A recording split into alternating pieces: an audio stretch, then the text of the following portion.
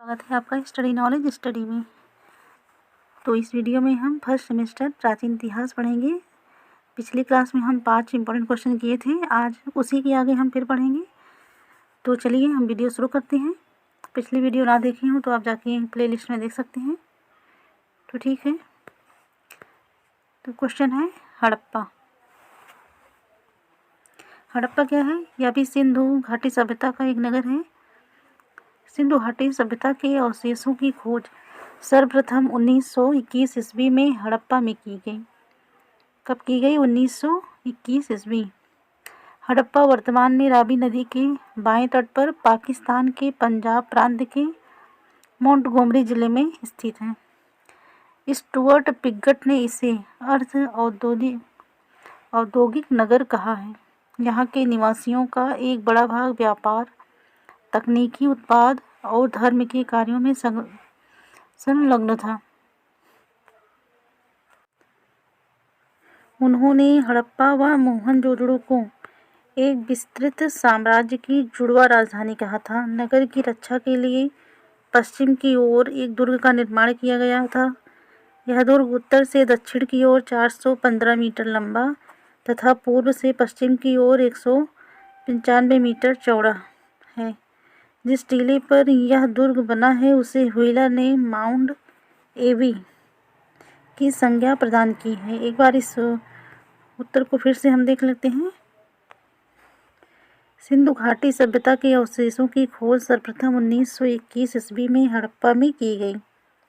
हड़प्पा वर्तमान में रावी नदी के बाएं तट पर पाकिस्तान के पंजाब प्रांत के मोंटगोमरी जिले में स्थित है।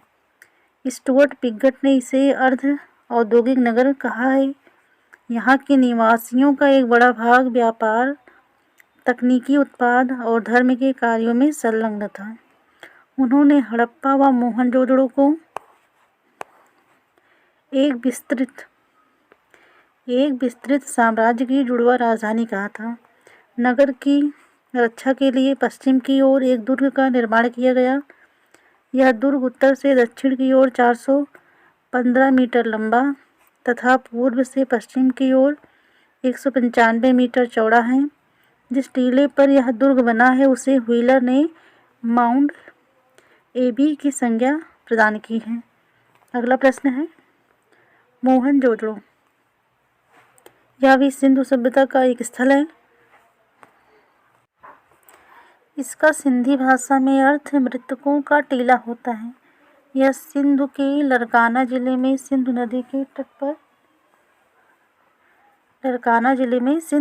तट पर स्थित है। सर्वप्रथम इसकी खोज राखलदास बनर्जी ने 1922 ईस्वी में की थी। मोहनजोदड़ो की शासन व्यवस्था राजतंत्रात्मक न होकर जनतंत्रात्मक थी। बृहद स्नानागार मोहनजोदड़ो का सर्वाधिक महत्वपूर्ण सार्वजनिक स्थल है।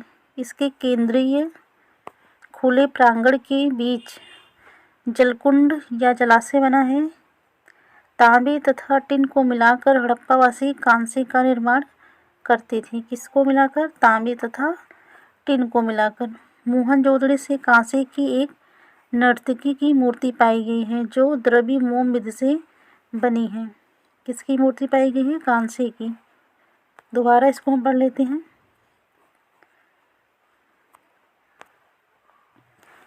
मोहनजोदड़ो का सिंधी भाषा में अर्थ क्या है? मृतकों का टीला होता है। यह सिंध पाकिस्तान के लरकाना जिले में सिंधु नदी के तट पर स्थित है। सर्वप्रथम इसकी खोज राखलदास बनर्जी ने 1922 में की थी। मोहनजोदड़ो की शासन व्यवस्था राजतंत्रात्मक न होकर जनतंत्रात्मक थी। बृहद स्नानागार मोहनजोदड़ो का सर्वाधिक महत्वपूर्ण सार्वजनिक स्थल है। इसके केंद्रीय खुले प्रांगण के बीच जलकुंड या जलाशय बना है। तांबे तथा टिन को मिलाकर हड़प्पावासी कांसे का निर्माण करते थे। मोहनजोदड़ो से कांसे की एक नर्तकी की मूर्ति पाई गई है जो द्रव्य मोम विधि से बनी है। ठीक है, अगला प्रश्न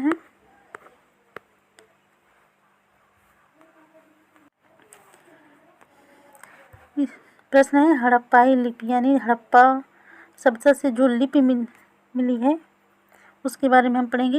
हड़प्पा लिपि में लगभग 64 मूल चिन्ह हैं। कितने चिन्ह हैं? 64 मूल चिन्ह हैं जो सेल खड़ी की आयताकार मोहरों, तांबे की गुटिकाओं आदि पर मिलते हैं। किस पर मिलते हैं?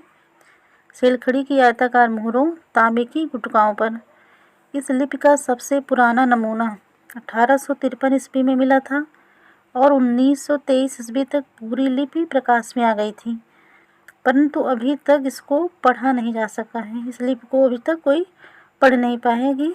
इसका मतलब क्या होता है? इसमें क्या लिखा गया है? इसकी लिपि जो है पिक्टोग्राफ अर्थात चित्रात्मक थी, जो दाईं ओर से बाईं ओर लिखी जाती थी। किधर से लिखी जाती थी? दाईं ओर से, यानी इधर से इधर, दाईं ओर से बाईं ओर लिखी जाती थी।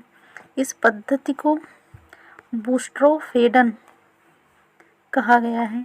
क्या कहा गया है? बूस्ट्रोफेडन। सबसे ज़्यादा चित्र यू आकार तथा मछली के प्राप्त हुए हैं। इस लिपि के बारे में एक बार हम फिर पढ़ते हैं। जो सेल खड़ी की आयताकार मोहरों, तांबे की गुटिकाओं आदि पर मिलते हैं। इस लिपि का मतलब पुराना नमूना, इस लिपि का सबसे पुराना नमूना 1853 ईस्वी में मिला था और 1923 ईस्वी तक पूरी लिपि प्रकाश में आ गई थी, परंतु अभी तक इसको पढ़ा नहीं जा सका है। इसकी लिपि पिक्टोग्राफ अर्थात चित्रात्मक थी, जो दाईं ओर से बाईं ओर लिखी जाती थी। इस पद्धति को बूस्ट्रोफेडन कहा गया है। सबसे ज़्यादा चित्र यू आकार तथा मछली के प्राप्त हुए हैं। अगला प्रश्न है आपका, सैंधो सभ्यता की देन क्या थी? सैंधो सभ्यता की देन क्या है? सैंधो सभ्यता में प्रचलित अनेक चीज़ें ऐतिहासिक काल में भी निरंतर रहीं। इसके कुछ प्रमुख उदाहरण हैं: दशमलव पद्धति पर आधारित माप तौल प्रणाली, नगर नियोजन, सड़कें एवं नालियों की व्यवस्था, बहुदेववाद का प्रचलन, मातृ देवी की पूजा, प्रकृति पूजा, शिव पूजा, लिंग एवं योनि पूजा, योग का प्रचलन, जल का धार्मिक महत्व, स्वास्तिक, चक्र आदि प्रतीक के रूप में,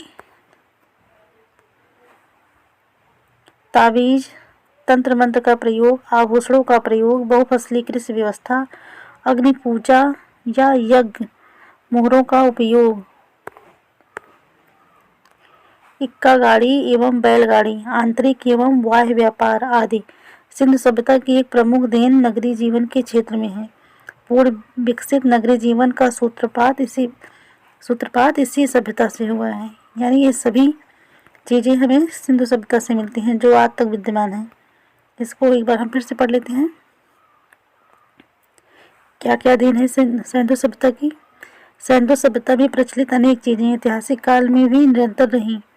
इसके कुछ प्रमुख उदाहरण हैं: दशमलव पद्धति पर आधारित माप तौल प्रणाली, नगर नियोजन, सड़कें एवं नालियों की व्यवस्था, बहुदेववाद का प्रचलन, मातृ देवी की पूजा, प्रकृति पूजा, शिव पूजा, लिंग एवं योनि पूजा, योग का प्रचलन, जल का धार्मिक महत्व, स्वास्तिक, चक्र आदि प्रतीक के रूप में,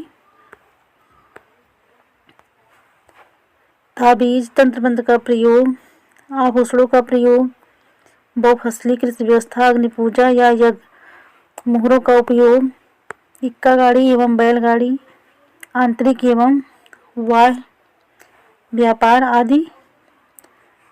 आदि देन है। सैंधो सभ्यता की एक प्रमुख देन नगरीय जीवन के क्षेत्र में है। पूर्ण विकसित नगरीय जीवन का सूत्रपात इसी सभ्यता से हुआ। अगला प्रश्न है, सैंधो कला क्या है? सैंधो कला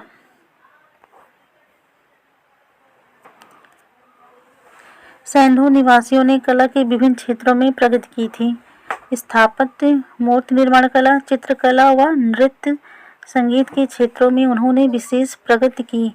स्थापत्य के क्षेत्र में पकी ईंटों से विभिन्न भवन बनाए गए। स्थापत्य कला की सबसे बड़ी विशेषता यह है कि निर्माण में एक रूपता तथा रूढ़िवादिता की भावना देखने को मिलती है। मूर्ति कला का भी अद्भुत विकास हुआ। मोहनजोदड़ो से मिली कांस्य निर्मित नर्तकी की मूर्ति, योगी की मूर्ति तथा अन्य कई मूर्तियां इस तथ्य की पुष्टि करती हैं कि सैंधो जनों ने अपनी कला का प्रदर्शन मोहरों, मृदभांडों, मनकों तथा मृद मूर्तियों के निर्माण में किया है। फिर से एक बार देख लेते हैं इसको। सैंधव निवासियों ने कला के विभिन्न क्षेत्रों यानी सभी क्षेत्रों में प्रगति की थी, जैसे स्थापत्य, मूर्ति निर्माण कला, चित्रकला व नृत्य संगीत के क्षेत्रों में। उन्होंने विशेष प्रगति की स्थापत्य के क्षेत्र में। पक्की ईंटों से विभिन्न भवन बनाए गए। स्थापत्य कला की सबसे बड़ी विशेषता यह है कि निर्माण में एकरूपता तथा रूढ़िवादिता की भावना देखने को मिलती है।